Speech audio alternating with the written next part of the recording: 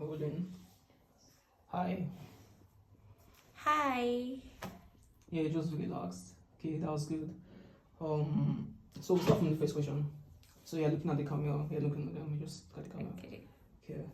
Um. So let's start from the beginning. Okay. Um. Who was it that to you? My dad, Dr. Whitney Gaga. It was my safe place. Okay. My protector, is my everything. He's just someone I can tell everything to. So I'll just keep it that is my safe place. He's my dad, you know. It's just my number one person. It's just that man. Okay. Why do you always say he's your favorite person? Why do you think he's your safe space? My father is my favorite person because it's just it's the one I've known the most. Like, it's my closest, it's my bestie. He's always there. I can tell my father everything, like literally everything. Anything my girl would, anything that has to do with me, I can just tell my father. I can report everybody to him. Somebody that keeps me company, I can tell him everything, like literally everything. So yeah. Okay, so and during all those periods, you've not had any reason to like hide things from him. To be honest, no, there's no need to hide something from me because I'm really this kind of open person. There's nothing I can't say. So I feel I'm like this because of the way I am with my father. My father is a doctor, so when it comes to biology or anything, it's the easiest to talk to. I would tell him that, Daddy, this is how I feel. Or say, so there's nothing I can hide from my dad. So that's it. Okay. Yeah. All right, thank you.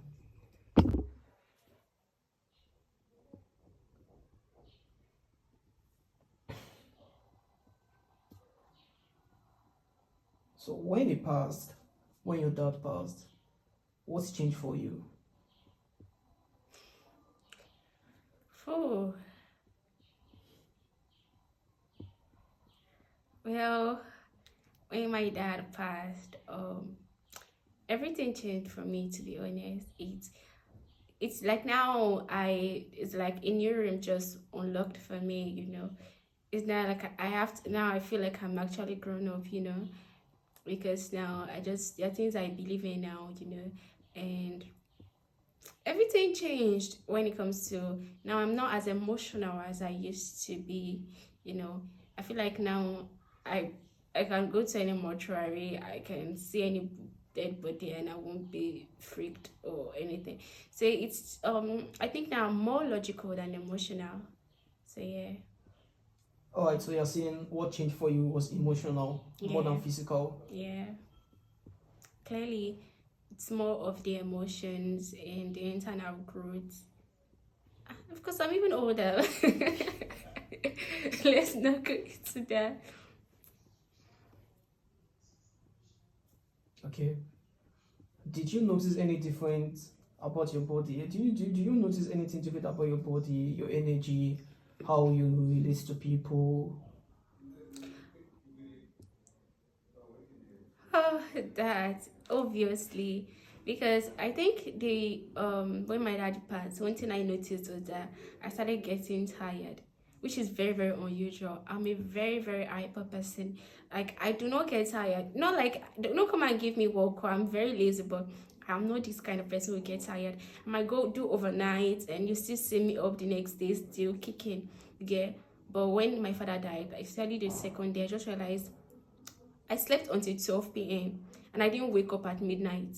Like, no, I mean, that's the third day. Yeah. I didn't wake up at midnight at all. Like, I slept all through. I didn't do anything. And when that 12 p.m., I'm sure my mommy woke me up and I was still tired without doing anything. So that was it for me. It's just like you're getting depressed and you do not even know, because I could not just understand how I was feeling. I just knew I was tired. It was just hard to breathe. It was hard to cry. You know, it's like your tears are even heavy. So no, everything changed. So you're saying depression came in. Could you Mm, call it depression? would, the thing is that I don't know about depression, but I feel like that was very close to. But I think I was able to overcome that because I became the event planner, which I happen to know nothing about. So am I on track?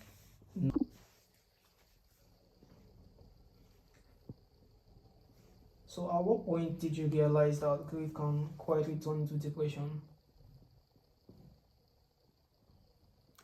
Well, I realized that when I started sleeping very long hours and I was always tired.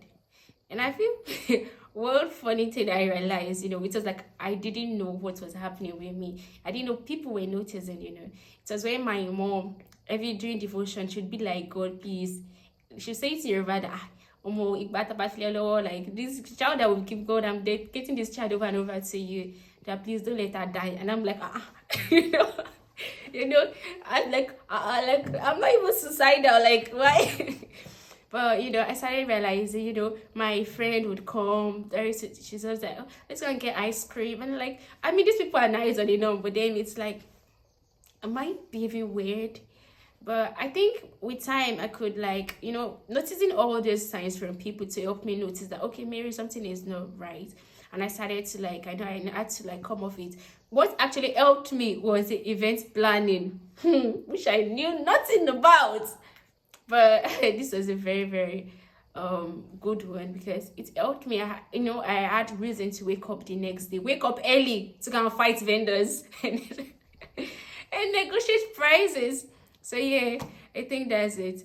But do you think people actually get over grieving, or we just get used to it? Okay, I would like to know what were the signs you noticed when you like felt like you were getting depressed. What were the things you were doing differently? You know, what signs would you see, or what did people tell you were doing differently at that period to make you know that okay, something is wrong?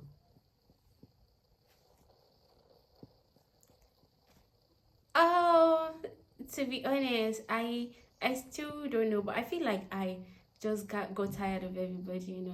It's like I don't enjoy anybody's complaint as so, and it's just I feel like I became more logical than emotional. Like I was not just connecting to anyone.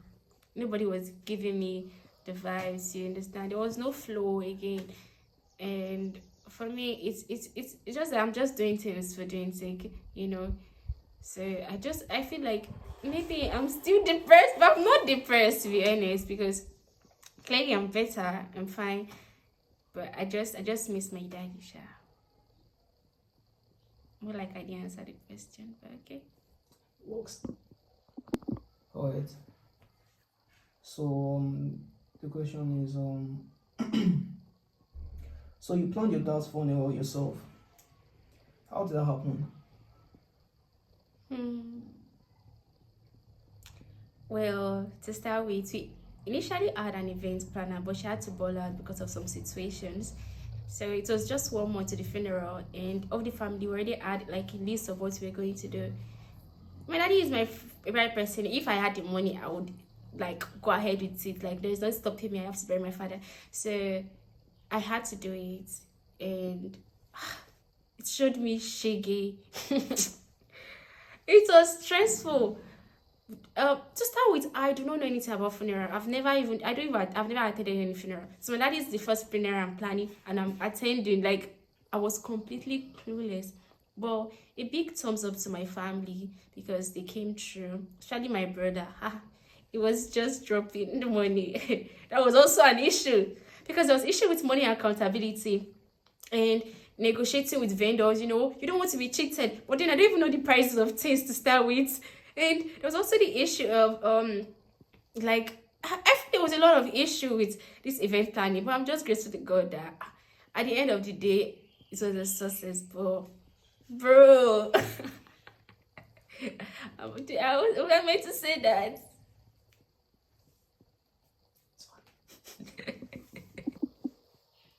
Listen, show me shaking. Let me smile. So, what parts of planning were the most stressful for you? To be honest, it's everything. If I tell you that measuring, going to the mortuary each day to tell them that why anytime I go, they're like, is this body's getting darker every time, and they'll be like, and they're lying to me, and they're like, that is his blood is not flowing, stuff like that. So there was issue with embalming, negotiating with vendors. I don't know the price, like I said earlier, so I don't even know if I'm being cheated. But I have to still negotiate, I have to look for the best prices. And to be honest, though, my family is like they are but see, I'm still the pack with them, so they cannot price better. So there was issue with pricing the grave. Oh my god, the casket was not this size. Like the size of the casket, the grave we initially dug and we're done cementing and plastering everything. It was not the size. The coffin was longer, so it's like we dug 6.8 inches or so. 6 inches, 6 feet and some inches, but the casket was like 6 feet 80. So we had to go and break a side of the grave, dig it further. I'm serious. And don't forget that there is a budget for everything. So it's like I'm spending more. My brother, I'm sure, but God, God bless him and continue to bless him abundantly, because I really so it's like money. And I'm grateful to God that he was like supplying. I pray God like replenish him in billions and billions of food, because just imagine how it was. And there were issues too, with the caterers would be like, oh, what, 3 million with a cow, and then we give them 3 million, and then they'll be like, oh, you see, you have to pay for dishes and napkins. You're sending another 300k. The funny thing is, I don't forget I already gave my brother a budget, so it's like I have to go back. It was on my neck. And then there is a house feeding too that I have to take from, and somebody wants to do something. Oh, this one wants a shoe, and it's like, it was difficult. And don't forget, I was clueless about this. But right now, you can call me a satisfied event planner, because everybody who attended will tell you it was a bang. It took a lot of organization, but one thing that actually helped was the fact that I came clean, Don't forget the fact that I had to pay the vendors before the time. It was good, but I will tell you, I would advise this if you know and trust your vendors, because at the end of the day, I think most of the vendors were people I knew, you understand? So it was people that gave me the best prices, that came through, that did their work. So I paid all of them before the event, and they all came and did it smoothly. So thank God. And thumbs up to all the people, the vendors. I wish I could list all your names, but you guys. Okay, so no, that was fine. So okay. You said you paid.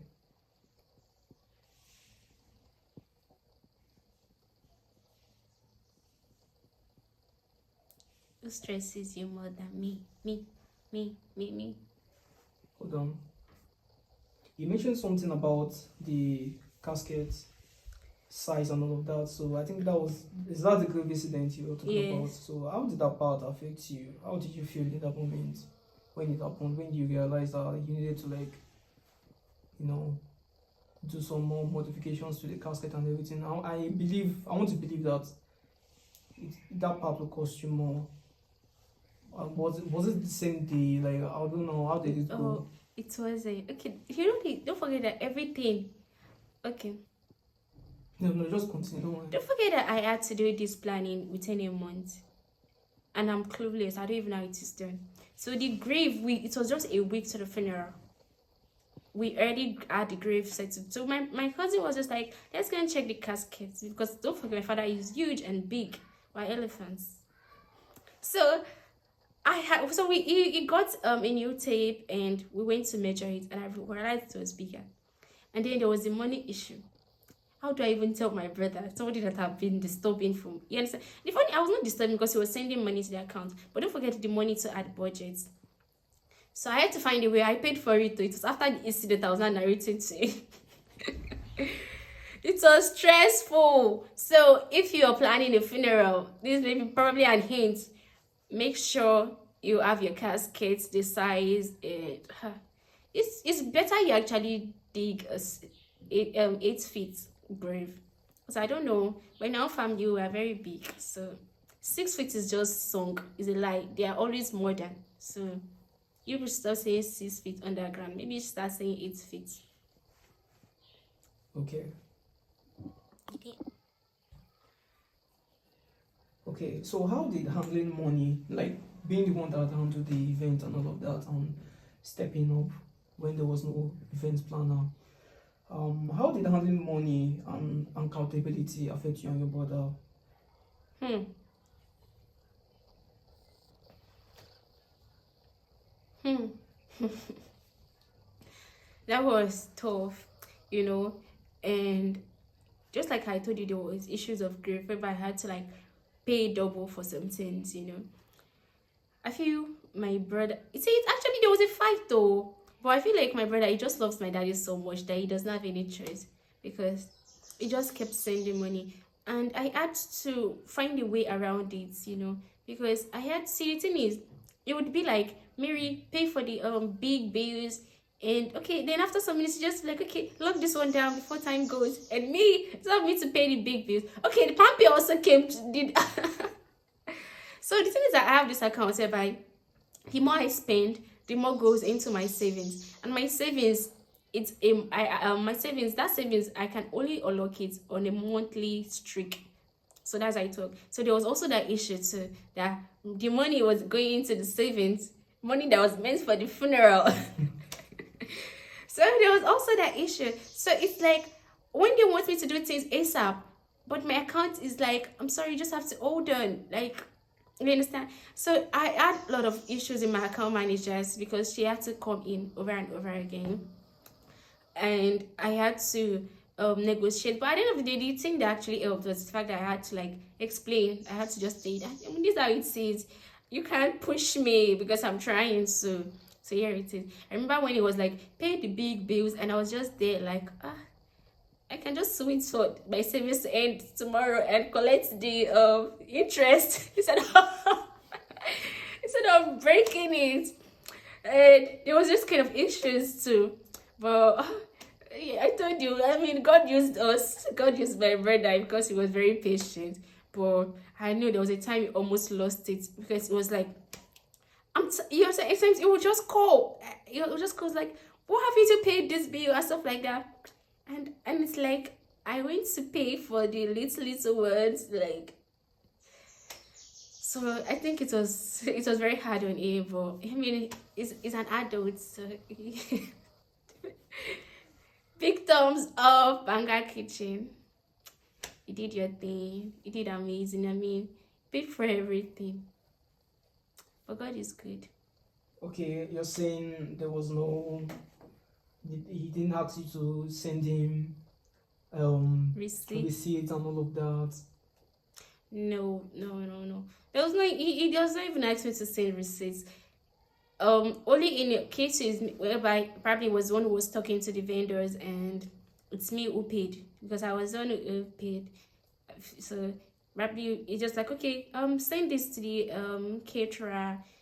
Then it's like, then I just send him the receipts at times, to be honest. He doesn't really have issues with it. But then the thing is that I also like created a list of everything we're doing, and that was it.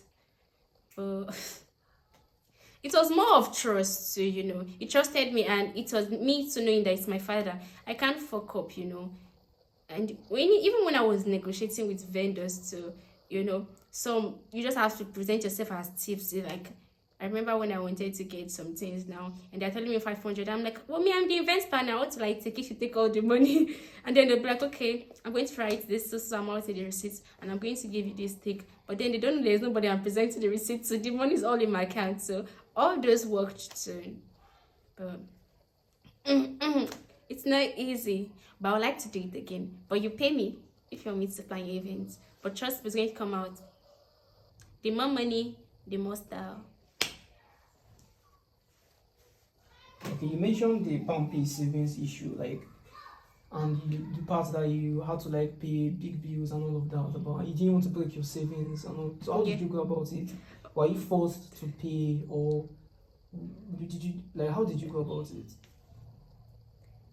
Oh, To be honest, did not stress myself at all. I just told him that, see, oh, the money has entered my savings. I did some screenshots and explained to him. And the thing is that it starts with, I had the money. I paid once I could pay, and thank God there was no light just time. My phone service to help me, so to just go off, so I'll just sleep. Because I was going out every day, I was stressed. Like all through October, November, early December, I was stepping out every day. As somebody who does not even see the gates at times, so my father was around. My father died then. I was going out. I became the errand girl. I was fighting vendors. They showed me shaggy. To God be the glory. You've not answered the question. Oh, what's the question? You've not answered the question. I was asking you how you managed to go about the savings. Like, how did you cope with the stress and all of that? To be honest, whenever I cannot handle some things, I just explain the situation I'm in. Like the savings, the money is in my savings, or I just have to transfer from this account. So they have to be patient, because at the end of the day, we're the one paying them. So you can't come and accuse me, it's my money. If I'm not doing shit, you come and struggle.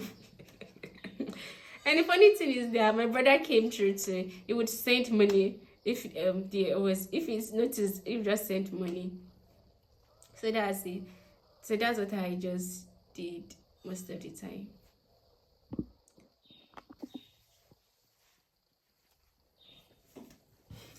Okay, so how did planning the funnel help you in ways you didn't expect? Oh, to be honest, it helped with the grief. I had more reason to wake up each day. It's like I know that I have an appointment with the vendor tomorrow, so I have to wake up to go and fight or negotiate or get some goods. So I had more reasons to wake up, more purpose, So it's kind of filled the void of, I need daddy is not by my side. And to be honest, for emotions, I just had to kill it that period. So because there was no point of going to vendors and crying, or there was no time to even think or grieve properly. So it was like I became more logical than emotional, which is, I won't say it's bad, but planning the event really helped me. It gave me more reason to stand up each day, and it helped me because right now I feel like I'm more logical than emotional, and it's not in a bad way. It's just that times you just have to grow. So this is growing up for me. Oh, so you're saying that period changed how you handle the emotions, and you're saying you're more logical than emotional now? Yeah, I'm more logical than emotional, and it's more like my emotions are dead because I think I'm still trying, but but I'm still emotional. I mean, I still love my family. They were amazing. They came true. Okay, so what did you learn about yourself during that period?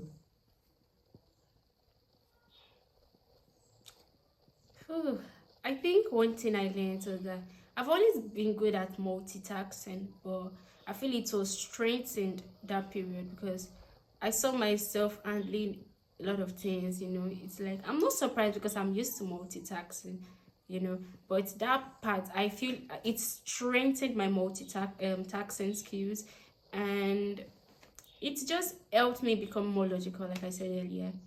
That's one thing I noticed from then. Do you want to take it again? Okay, what do you want me to say now? Now, do you want to just add anything? Like, what did you learn during that period? And I learned that grieving, it's okay to grieve, It's okay to cry, It's okay to say, because I remember going to some vendors and be like, see, my father is dead though, because I could not cry that moment. I was just tired of crying, but if it's okay to express how you feel. I'll just tell them that, so you're giving me this pride. It's my father funeral. I'm getting this stress from my father. I don't know why you're giving me unnecessary pride. I did not budget all this money. I have to pay for it. At times it's just okay to express yourself because it's okay to grieve. There's no place to throw that love. I think that's what grief is all about. So it's okay to grieve and just fight to bounce back. Just bounce back. It's hard, but try. But try. But that's it.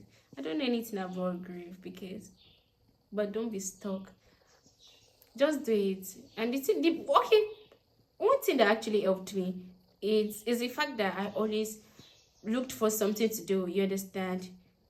So something to do. So maybe just find a new hobby, especially when that person is all you see. So now you just try to fill in the void with something creative. Not say she can't find love, but I say I'm the worst person to talk about love because it's not like the favorite person. The person I'm always dating on is nowhere now. So it's like I just hope I'm still a good person, but yeah, I'm not bad. Do I have to say this? Azan is making me talk, and the ring light is not going off. So I love you guys.